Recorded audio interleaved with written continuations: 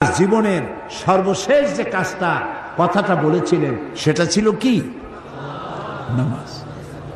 ইন্তেকালের 5 দিন আগে প্রচন্ড জ্বর হলো, মাথায় যন্ত্রণা হলো, বারবার বেহুশ হয়ে পড়েন। যে রাত্রে ইন্তেকাল করবেন সেই রাত্রে সাহাবায়ে কেরাম কেউ ঘরে ফেরে নাই, সবাই কাঁদতেছে। সকলের ধারণা নবীজি খুব তাড়াতাড়ি বিদায় হয়ে যাবেন। ঘরের মধ্যে স্ত্রীরা কাঁদেন, জামাই কাঁদেন, নাতি নাতনি কাঁদেন। সব থেকে বেশি কাঁদছেন হযরতে মা ফাতিমা রাদিয়াল্লাহু তাআলা আনহা।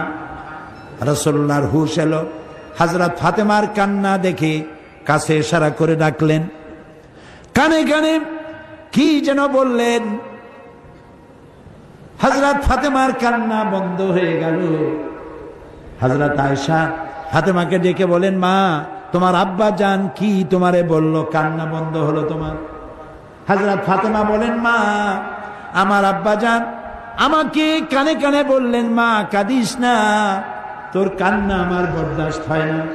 আমি তোমাকে সুসংবাদ শোনাই, আমি মরে যাওয়ার পর সবার আগে তোমার সাথে আমার দেখা হয়ে যাবে। হযরত ফাতেমা বুঝতে পেরেছেন এর অর্থ হলো রাসূলের ইন্তেকালের পরে আত্মীয় স্বজনের ভিতরে সর্বপ্রথম ফাতেমার ইন্তেকাল হবে। হয়েছিল তাই। রাসূলুল্লাহ বেহুশ হয়ে পড়লেন, আবার হুশ হলো, আবার বেহুশ হলেন। ফজরের পরে হযরতে জিবরাইল এসে বলছেন, আসসালামু আলাইকা ইয়া রাসূলুল্লাহ, হে আল্লাহর রাসূল, আল্লাহ আপনাকে সালাম বলেছেন আর তিনি জানতে চেয়েছেন আপনি কেমন আছেন। তিনি জানেন আপনি কেমন আছেন, তারপরেও তিনি জানতে চেয়েছেন আপনার মুখে আপনি কেমন আছেন। নবীজি বললেন, আমি বড়ই কষ্টের ভিতরে আছি, অসুস্থ আছি।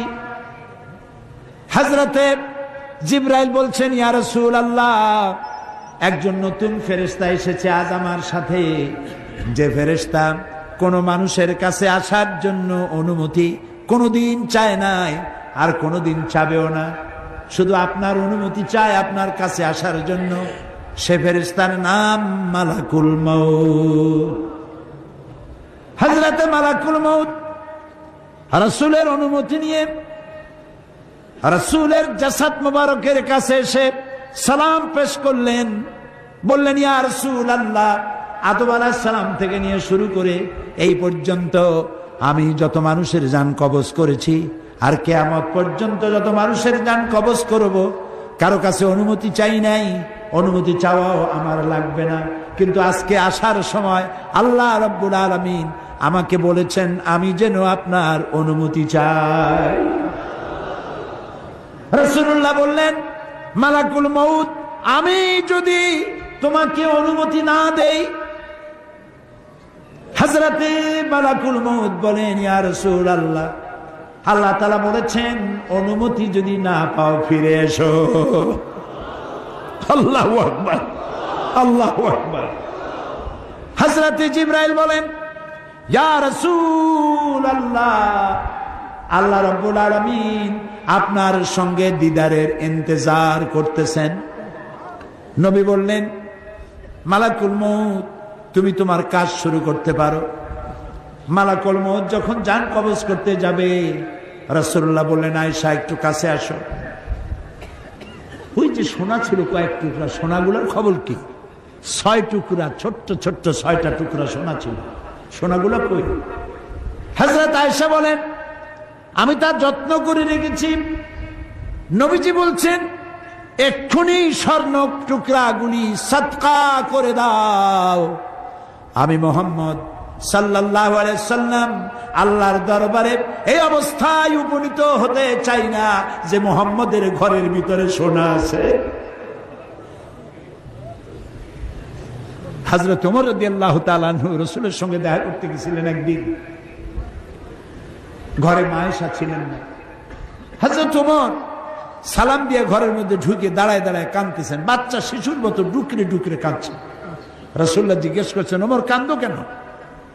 হযরত ওমর বলছেন, আমি বিশ্ব নবীর ঘর দেখতেছি, ছোট্ট একটা ঘর, এক কোনায় একটা সরাহি পানি রাখার পাত্র কাইতে হয়ে পড়ে আছে, একটা গ্লাস কাইতে হয়ে পড়ে আছে,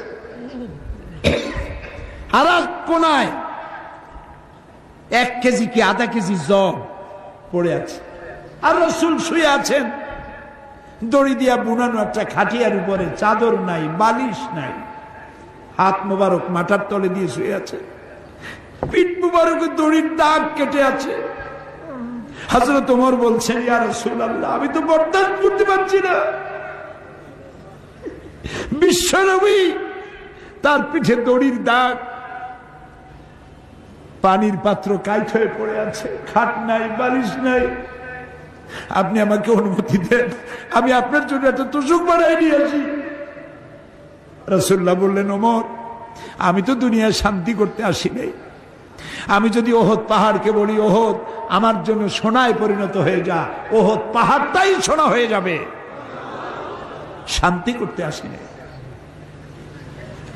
নবীজি বললেন, আয়েশারে সোনাগুলি বিতরণ করে দাও, সাদকা করে দাও। মালাকুল মউতকে বললেন, তুমি তোমার কাম সারো। জান কবজ শুরু হয়ে গেল। নবীজি জীবনের শেষ কথা মুখ থেকে উচ্চারিত হলো, আসসালাত আসসালাত ওয়া মা মালাকাত আইমানুকুম, ও আমার উম্মতেরা, নামাজ নামাজ। ইন্তেকালের সময় মেয়ের কথা বললেন না, নাতির কথা বললেন না, জামাইয়ের কথা বললেন না, উম্মতকে স্মরণ করালেন, ও আমার উম্মতেরা, নামাজ ছেড়ে দিও না, আর তোমার অধীনস্থ ব্যক্তিদেরকে জ্বালা যন্ত্রণা দিও না, চাকর বাকরের জ্বালা যন্ত্রণা দিও না, গরিব মানুষের দিকে লক্ষ্য রেখো, আর আমি চিরজনমের মতো তোমাদের থেকে বিদায় নিয়ে গেলাম, নামাজ ছেড়ে দিও না।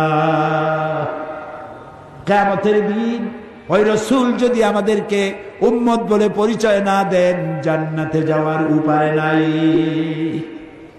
সুপ্রিয় দর্শক মন্ডলী, আসসালামু আলাইকুম ওয়া রাহমাতুল্লাহি ওয়া বারাকাতুহু।